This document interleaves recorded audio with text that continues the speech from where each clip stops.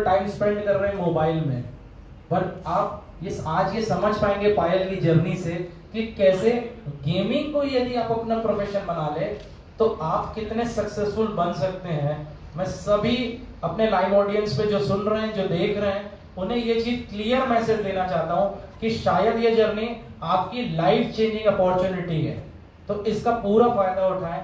ऐसे एक्सपीरियंसेस कैसे आप इजीली उस अपनी चीजों को अडॉप्ट कर सकते हो, कैसे गेमिंग के थ्रू आप अपना प्रोफेशन बना सकते हो, ये आज हम पायल के रखें।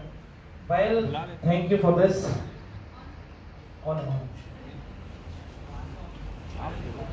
हेलो।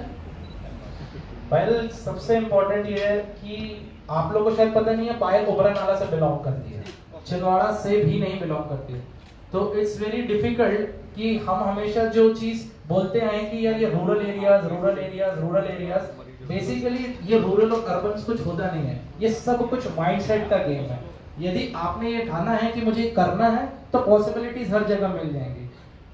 कैसे आइडिया आता है गेम का? गेम का आइडिया तो सबके अंदर आता है, प्रोफेशन कैसे बनता है? Hello everyone, hi ma'am, hello sir, and thank you so much Vaibhav for inviting me.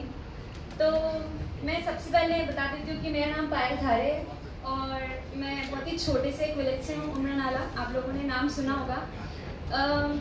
Basically मैं जिस फैमिली से बिलोंग करती हूँ बहुत सपोर्टिव है। मेरे मम्मी पापा, उन्होंने मुझे हमेशा सपोर्ट किया है बचपन से लेके अभी तक। जहाँ पर जिस एरिया में मैं रहती हूँ वहाँ पे इंग्लिश मीडियम स्कूल्स नहीं थे, तो मेरे पापा ने ट्राई किया कि मैं इंग्लिश मीडियम स्कूल में कैसे पढूं। तो आने जाने के लिए बहुत प्रॉब्लम थी। उमरा नाला से छिंदवाड़ा ट्रैवल करना पड़ता था हमें डेली फॉर स्कूलिंग। तो MVM स्कूल था, तब सिर्फ एक स्कूल था जिसकी ट्रांसपोर्ट फैसिलिटी थी जो उमरा नाला तक अवेलेबल थी। तो मेरे पापा ने हमारा एडमिशन MVM स्कूल में कराया और जब मैं क्लास 2nd में थी तब से मैं डेली अप डाउन करती थी सिर्फ पढ़ाई के लिए, क्योंकि मैं चाहती थी कि मैं उस एरिया में रह के कुछ हट के करूँ, क्योंकि वहाँ पर मोस्टली विलेजेस में ऐसा ही होता है कि लड़कियों को उतना अपॉर्चुनिटी नहीं मिल पाता। आपने क्लास 12 तक पढ़ाई की, गवर्नमेंट स्कूल में पढ़ लिया, या 12 तक भी बहुत बड़ी बात है। आज के टाइम पे तो फिर भी स्टडीज़ को बहुत ज़्यादा इंपॉर्टेंस दिया जाता है, लेकिन हमारे जब मैं इस टाइम मैंने स्कूल स्टार्ट किया था तो स्टडीज़ को उतना इंपॉर्टेंस नहीं दिया जाता था फॉर गर्ल्स और वुमेंस। तो जब मैंने डेली यहाँ पे फिर हम लोग ने स्टार्ट किया, उसके बाद बहुत सारे ऐसे लोग थे जिन्होंने हमारी फैमिली को देख के और गर्ल्स को एडमिशन दिलवाया यहाँ पर इंग्लिश मीडियम में। और उसके बाद मैंने MVM से अपनी स्कूलिंग कंप्लीट की। फिर मैंने क्लास 12 में टॉप किया था यहाँ से। तो मेरे पेरेंट्स ने मुझे रायपुर कॉलेज के लिए अलाउ किया, क्योंकि छिंदवाड़ा में उस टाइम उतने अच्छे कॉलेजेस नहीं थे। तो रायपुर के किस कॉलेज से आपने स्टडी करी है? रायपुर का जो रुंगटा इंजीनियरिंग कॉलेज है बहुत फेमस कॉलेज है, उसका मेन ब्रांच है भिलाई में। तो 2018 में मैं वहाँ पे थी रुंगटा कॉलेज में, और अपने नाना नानी के पास रह के मैंने अपनी स्टडी स्टार्ट की थी। तो 2018 में एक गेम लॉन्च हुई, PUBG, जो गेम जिसने मेरी लाइफ बदल दी। और आज मैं अगर यहाँ बैठी हूँ तो सिर्फ PUBG की वजह से। PUBG को जानते सबके चेहरे पे स्माइल आ गया। एक्चुअली PUBG एक ऐसा गेम है जिसकी वजह से पेरेंट्स बहुत परेशान रहे। इंडिया के हर 3rd घर में एक बच्चा या एक टीनेजर या एक कॉलेज स्टूडेंट ऐसा है जो PUBG से वाकिफ है, PUBG जिसने खेल रखा है। तो PUBG ऐसा गेम था कि मैंने जब स्टार्ट किया था एज अ पैशन, क्योंकि मुझे थोड़ा गेमिंग में इंटरेस्ट था, और पहला मोबाइल गेम था जिसमें हम लोग लाइक सोशलाइज हो सकते थे। जैसे हम 4-5 लोग, उसमें एक लॉबी बनता है जिसमें 4 लोग या 2 लोग साथ में खेल सकते हैं। यानी का मतलब एक टीम होता है गेम खेलने के लिए। कहते हैं टीम को इन गेम। तो हम लोग उसमें एक अच्छा ये था कि आप अपने फ्रेंड्स के साथ, चाहे वो किसी एरिया में भी रहे, चाहे दूसरी कंट्री से भी कोई है, तो आप उनके साथ खेल सकते थे। तो एज अ पैशन फ्रेंड्स के साथ मस्ती मजाक में खेलते थे स्कूल में, मतलब कॉलेज में, मेरा कॉलेज था उस टाइम। तो फर्स्ट ईयर था, अब एग्जाम्स कंप्लीट हो गए हम लोगों के, मस्ती में खेल रहे हैं। फिर धीरे धीरे हम लोग को पता चला कि पेड टूर्नामेंट्स होते हैं। अब मैंने बोला पेड टूर्नामेंट्स क्या है भाई, इसमें क्या है, मतलब कुछ पैसे वैसे मिलते हैं शायद। तो हम लोग ने गर्ल्स टीम बनाई कि थोड़ी कुछ फ्रेंड्स थी मेरे साथ, गर्ल्स टीम में हम लोगों ने खेलना स्टार्ट किया। अब पेड टूर्नामेंट का प्राइस जब सुना, मैं बोली 10,000 एक गेम खेलने से, मतलब ये तो इट्स अ ह्यूज अमाउंट हम लोगों के लिए, क्योंकि हम तो पापा मम्मी के पैसों पे खेल रहे हैं भाई। पापा ने फ़ोन दिलाया, पापा ने सब कराया, सब कुछ पापा के हाथ में। तो अब मैं अपना अर्निंग कर सकती हूँ सिर्फ गेम खेल के। मेरे माइंड में कितने घंटे का गेम होता है वो? यदि हम एक गेम खत्म करें स्क्वाड के साथ, कितने घंटे? 25 मिनट्स। मतलब 25 मिनट्स आपको 10,000 rupees earning for the 25 minutes. Yes, but उसमें कंपटीशन बहुत हाई होता था। Best players with best skills कह सकते हैं हम लोग। तो कंपटीशन हाई था, बट एक था कि अब पैशन है, खेलते खेलते तो इतना प्रैक्टिस हो गया था कि हम लोग क्वालिफाई कर जाते थे। ऐसे ही टूर्नामेंट भी जीते। उसके बाद एंटिटी गेमिंग ऑर्गेनाइजेशन है इंडिया में, बहुत कम लोगों को पता है गेमिंग और ई स्पोर्ट्स के बारे में। ई स्पोर्ट्स एक ऐसा जरिया है पैसा कमाने का जिसमें लाइक बिजनेस से ज़्यादा आई गेस अर्निंग जिसमें ई स्पोर्ट्स में। आज के टाइम पे आई एम केपेबल कि मैं अपना सारा खर्चा खुद उड़ा सकती हूँ। ई स्पोर्ट्स को थोड़ा एक्सप्लेन करें, मैं चाहता हूँ कि ताकि ऑडियंस ये समझ पाए कि ई स्पोर्ट्स होता क्या है। जैसे मैं डिजिटल मार्केटर, मुझे पता है कि कैसे ई स्पोर्ट्स काम करता है, बट ऑडियंस नहीं समझती। सो बेसिकली ई स्पोर्ट्स में क्या होता है, जैसे फॉर एग्जांपल क्रिकेट, मैं आपको क्रिकेट के उससे बताती हूँ। Sports as cricket, football, volleyball, ये सब हम स्पोर्ट्स के नज़रिए से देखते हैं, जो स्टेडियम में होता है, पब्लिक देखती है, ग्राउंड में खेलते हैं। E sports is like for example email and e sports. तो इलेक्ट्रॉनिक स्पोर्ट्स जो आप कंप्यूटर पे खेल रहे हैं या फ़ोन पे खेल रहे हैं, तो ई स्पोर्ट्स में जब इंडिया में ई स्पोर्ट्स आया तो लोगों ने बहुत ज़्यादा इंटरेस्ट दिखाया, क्योंकि स्पॉन्सर्स मिलने लगे, बड़ी बड़ी कंपनीज, क्योंकि इससे एडवर्टाइजमेंट भी हो रहा था। Like one plus mobile, one plus ने स्पॉन्सर किया बहुत सारे प्लेयर्स को और बहुत सारे स्ट्रीमर्स को। तो इसमें अर्निंग उन लोगों का बहुत होने लगा। प्लस एक एक इवेंट या एक एक टूर्नामेंट जो लैन इवेंट होता है, लैन इवेंट ऐसा होता है कि 4 प्लेयर्स होते हैं और उनके आसपास बहुत सारी पब्लिक होती है जो उनको लाइव देख रही होती है, और वो इवेंट ऑलमोस्ट 50 लाख या कभी कभी तो जो वर्ल्ड लेवल पे होते हैं वो क्रोर्स में होता है, उनका वैल्यू बहुत ज़्यादा होता है। तो ऐसे छोटे छोटे इवेंट्स मतलब बॉटम लेवल से स्टार्ट करके हम लोग को पता चला कि वर्ल्ड लेवल पे भी ये सब होता है। तो एंटिटी गेमिंग इंडिया जो ऑर्गेनाइजेशन है, मैंने वो ज्वाइन किया था 1 साल पहले, और मुझे ज़्यादा टाइम नहीं हुआ है गेमिंग में। ये मेरा लाइक लास्ट 1 जुलाई को मुझे स्ट्रीमिंग करते हुए 1 साल कंप्लीट हो चुका है। 1 साल पहले मैंने स्टार्ट किया था और आज मुझे 1 मिलियन लोग यूट्यूब पे फॉलो करते हैं। ऑलमोस्ट 10 लाख सब्सक्राइबर, मतलब 10 लाख लोग उसको फॉलो करते हैं, उसका सब्सक्राइब चैनल पे है, जो जिन लोगों ने मुझे सब्सक्राइब कर रखा है। और इंस्टा बहुत ज़्यादा लोगों को पता है, सोशल मीडिया का यूज़ सभी लोग करते हैं, तो उस पर भी ऑलमोस्ट 4,70,000 अभी मेरी फॉलोइंग है।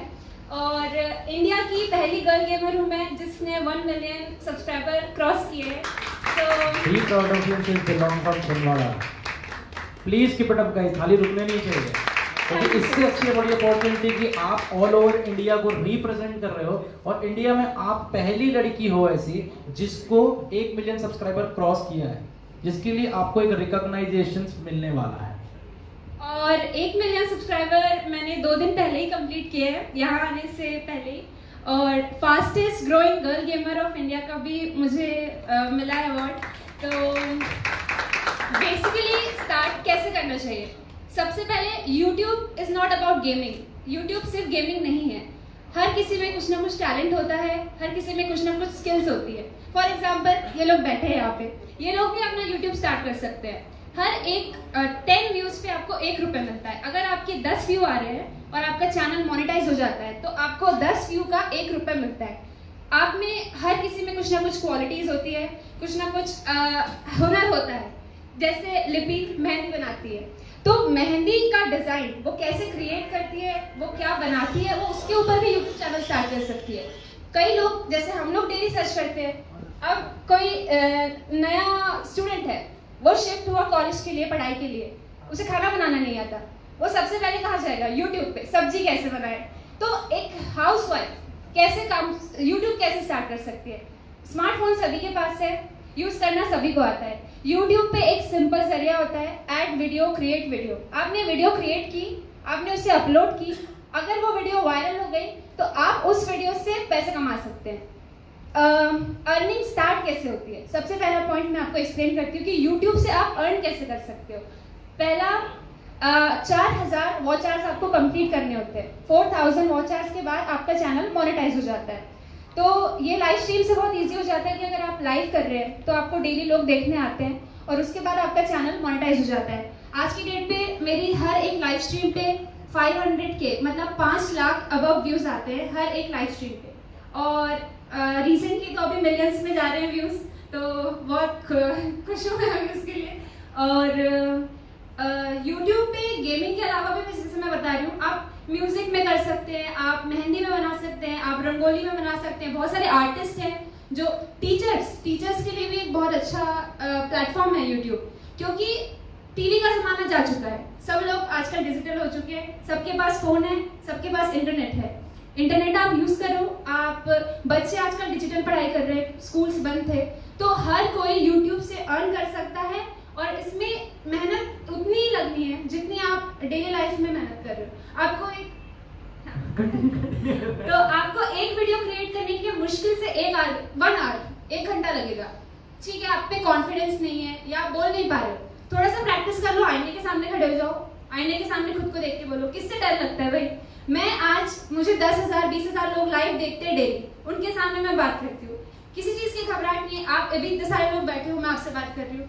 तो सबसे पहला यूट्यूब में कंटिन्यू करने के लिए आपको चाहिए कॉन्फिडेंस एक बार आ गया, उसके बाद आपको चाहिए कम्युनिकेशन स्किल्स, कि आप कैसे लोगों से कम्युनिकेट कर सकते हो, आप उनको कैसे अट्रैक्ट कर सकते हो, कि आपका कंटेंट कितना स्ट्रांग है।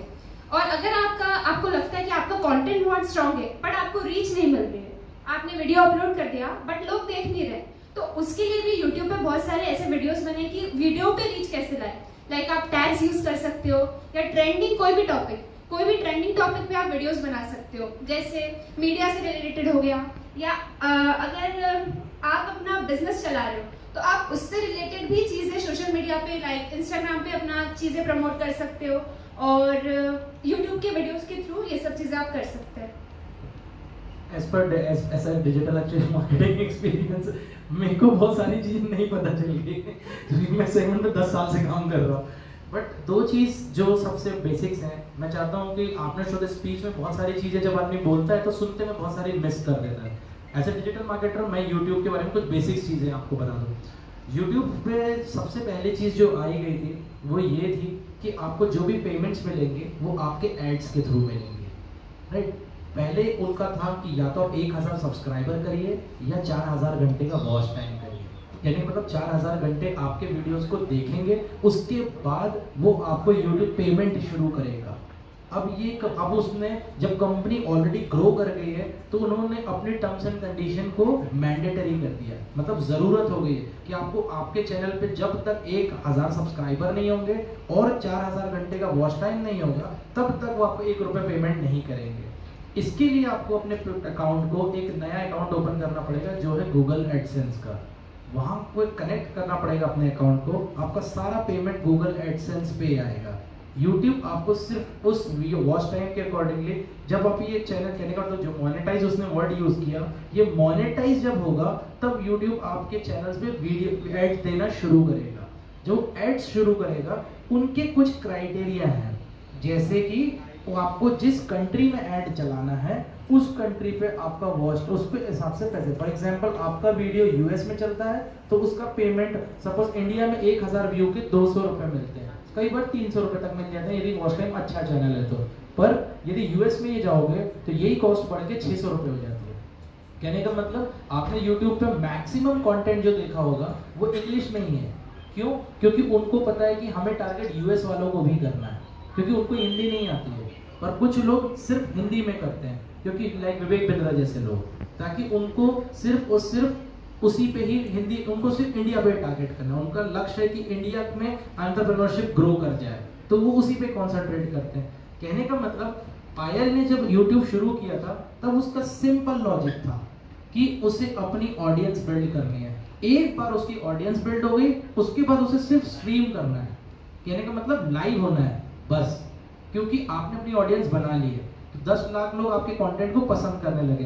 ये गारंटी है कि आप यदि 10 वीडियो डालोगे तो 10 की 10 नहीं चलेंगे, सिर्फ 2 भी वीडियो चलेंगे, ये गारंटी है। वीडियो वायरल करने के 10,000 तरीके हैं, लाइक हैशटैग्स करना, कंटेंट लिखना, कीवर्ड्स को ज़्यादा रिसर्च करना, ये सब की सब मेथड्स हैं जो मेथड्स के थ्रू कर सकते हो। बट अल्टीमेटली आपका कंटेंट वायरल तभी होगा जब कुछ लोगों को वो मिले। प्रॉब्लम इंडिया में सबसे ज़्यादा ये है कि लोग ये बताने में लगे हैं कि मैं ये काम कर सकता हूँ, सब यही बताने में लगे हैं। एज अ मार्केटर सपोज लिपि ये बताने में लगी है कि मैं मेहंदी लगा सकती हूँ, पर वो ये नहीं बताने में लगी है कि मेहंदी लगाने से फायदे क्या होंगे आपको। कहने का मतलब जब तक आप मेरे मेरा फायदा नहीं बताओगे, आपका टैलेंट, आपका आर्ट कुछ नहीं है मेरे लिए, आप जीरो हो मेरे लिए। अल्टीमेटली मैं एज सिंपल एंड यूजर हूँ, मैं ब्राइडल हूँ, आप मेरे को ब्राइडल लगाओगे, आप मेरी मेहंदी रेडी हो गई, आपने पूरी चीजें कंप्लीट कर ली, उससे मेरे को एक फायदा हुआ, 4 लोगों ने मेरी तारीफ कर दी, तो मेरे लिए आप काम के हो, दोबारा मैं आपको बनाऊंगा। अगर किसी ने भी तारीफ नहीं करी तो मैं नहीं बनाऊंगा। सेम वो चीज पायल के साथ है। कहने का मतलब सबसे पहली स्ट्रैटेजी, यदि आप एज एंटरप्रेन्योर देख रहे हैं तो मैं आपको बोलूंगा सबसे पहले आप अपनी ऑडियंस बिल्ड करें। यदि आप YouTube जैसे चैनल पर जाते हैं, पायल ये तो था YouTube का कॉन्सेप्ट, बट ब्रांड कोलैबोरेशन तक आप कैसे गए? कहने मतलब आप बहुत सारे ब्रांड्स के साथ काम कर रहे हैं, OnePlus के साथ काम किया आपने, PUBG इंडिया के साथ काम किया, ये सब ढूंढने के तरीके क्या है? मतलब एक वो होता है कि मैं अपने रीच बढ़ा लूं, लोग खुद ही चल के आते हैं क्योंकि आपके पास रीच है।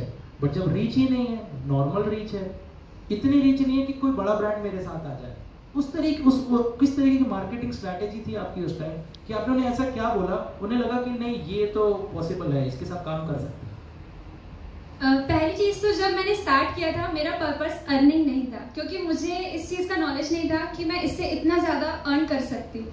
तो स्टार्ट करने के बाद जैसे जैसे ऑडियंस बिल्ड होने लगी, मैं नेचुरल थी, मैं जैसे खेलती थी ऑफ स्ट्रीम भी वैसे ही ऑन स्ट्रीम भी मैंने स्टार्ट कर दिया। लोगों से बातें की, लोगों से अगर हम लोगों को ऐसा रिस्पॉन्स मिलता था कि आज का दिन खराब गया, मैम आपने स्ट्रीम कर दी तो अब अच्छा लग रहा है, we are relax, we are like chill, कि किसी का दिन खराब है, हम लोग वहाँ पे खेलते हैं, टीम में एंजॉय करते हैं, चैट से इंटरेक्ट कर लेते हैं, थोड़ा बहुत उनसे बात करते हैं। तो ये भी एक तरीका है सोशलाइज होने का कि मुझे world wide, not only in India, सिर्फ इंडिया में नहीं, बांग्लादेश, पाकिस्तान, नेपाल, भूटान, बहुत सारी ऐसी जगह से लोग मुझे देखते हैं, मुझे बहुत सारे मैसेजेस भेजते हैं कि मतलब छिंदवाड़ा में तो लोग मुझे उतना जानते नहीं है क्योंकि लोगों को पता भी नहीं था मैं यहाँ पर हूँ, और गेमिंग में लोगों को इतना इंटरेस्ट नहीं है और उसके बारे में पता भी नहीं है। पेरेंट्स हमेशा बच्चों को डांटते हैं कि क्यों इतना गेम खेल रहे हो, क्या हो जाएगा गेम खेलने से। ये प्लस पॉइंट भी है क्योंकि गेमिंग करियर तो बन सकता है, लेकिन आपको बैकअप रखना बहुत जरूरी है। जब तक आपके पास बैकअप नहीं है और आप ये सोचोगे कि अरे मेरे 12th का पढ़ाई हो गया, मम्मी पापा को बोल दूंगा देखो वो तो गेमर है, मैं भी गेमर बन जाता हूँ, ऐसा नहीं होता है। आपको एक बैकअप रखना जरूरी है। मैंने भी अपनी पढ़ाई साथ साथ में की, और उसी के साथ साथ जब लॉकडाउन हुआ, जब मुझे लगा कि कॉलेज नहीं लग रहे हैं या अभी स्टडीज नहीं है, तो मैं सोशल मीडिया के थ्रू कैसे इसको बढ़ा सकती हूँ। तो YouTube एक अच्छा ऑप्शन था मेरे पास उस टाइम, और धीरे धीरे फिर मुझे पता चला कि इससे अर्निंग होती है। YouTube में सुपर चैट्स आना शुरू हो गए, लोग, आप उसमें YouTube में एक ऑप्शन होता है सुपर चैट करने का। सुपर चैट मतलब आप किसी को पैसे भेज सकते हो अगर आपको कोई स्ट्रीमर पसंद है। तो कहने का मतलब यदि मैं आपका गेम खेल रहा हूँ, लाइक इज ए डोनेशन, हाँ, पर डोनेशन में मांग नहीं रहा हूँ, लोग खुद ही दे, खुद 10 रुपए दें, 10,000 रुपए दें कि मेरे को पसंद आ रहा है, ये लो, मुझे अच्छा लगा आपका काम। तो वो डोनेशंस जो सुपर चैट्स आने लगी, उससे मुझे पता चला कि भाई इतना लेवल का अर्निंग हो सकता है इसमें। मतलब स्ट्रीम से तो नहीं था नॉलेज। फिर मैंने ऑर्गेनाइजेशन जब ज्वाइन किया, एंटिटी गेमिंग इंडिया, बहुत मतलब उसमें स्पॉन्सर्स बहुत होते हैं। TSM नाम है, जो वर्ल्ड की ऑर्गेनाइजेशन है नंबर 1 पे, टीम सोलोमेट। तो उनका $50 मिलियन का सिर्फ बूट कैंप है जहाँ पे प्लेयर्स रह के साथ में खेलते हैं। तो ये ट्रेंड अभी इंडिया में स्टार्ट हुआ है कुछ 2 साल में। लास्ट 2 इयर्स में PUBG के काफी टूर्नामेंट्स हुए, लोगों को खूब पता चला इसके बारे में। तो इंडिया में भी ऐसा लाइक एक छत के नीचे 4 गेमर रह के साथ में खेलते हैं, साथ में टूर्नामेंट्स में पार्टिसिपेट करते हैं, और उसका जो प्राइज मनी होता है, आधा शेयर, मतलब एक परसेंटेज होता है हमेशा, लाइक 80-20 या 70-30 ऐसा परसेंटेज होता है। तो 80% प्लेयर में डिवाइड होता है और 20% शेयर जो है वो उस कंपनी को जाता है जिन्होंने उनको स्पॉन्सर किया है।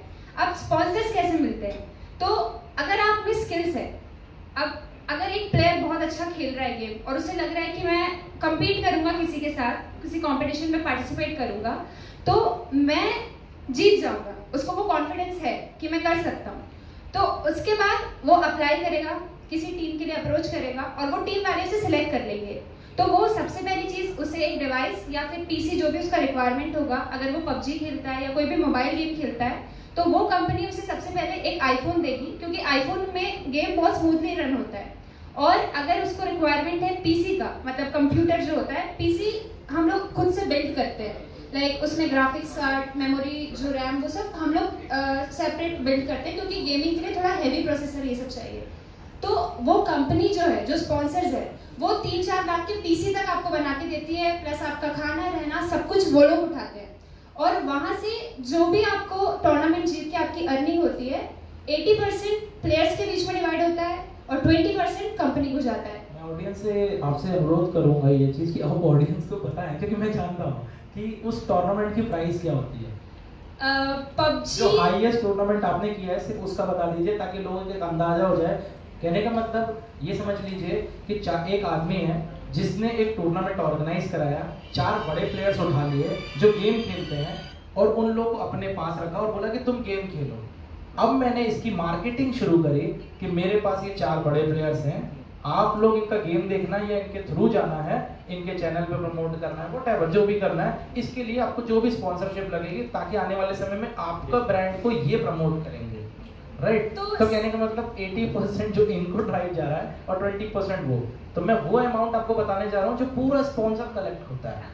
तो हाईएस्ट कितना आपने किया अभी तक जो उस टूर्नामेंट का प्राइस था? अपना तो नहीं, लेकिन जो वर्ल्ड लेवल पे अभी हुआ था रिसेंटली, 14 करोड़ का एक टूर्नामेंट के लिए इन्वेस्टमेंट था। एक प्लेयर को कितना जाता है? फॉर एग्जांपल मान लो कि 80% गया, हाँ। तो यदि इंडिया में आपने जो गेम खेला उसका टूर्नामेंट का प्राइस क्या था हाईएस्ट? हम लोग, मैं तो कंटेंट क्रिएटर हूँ, ई स्पोर्ट्स प्लेयर और कंटेंट क्रिएटर में थोड़ा सा डिफरेंस होता है, बट एक e sports player average month का 3 से 4 लाख रुपए इजीली कमाता है, और अगर उसके पास ब्रांड्स हैं तो वो अमाउंट 6-7 लाख तक चला जाता है मंथली।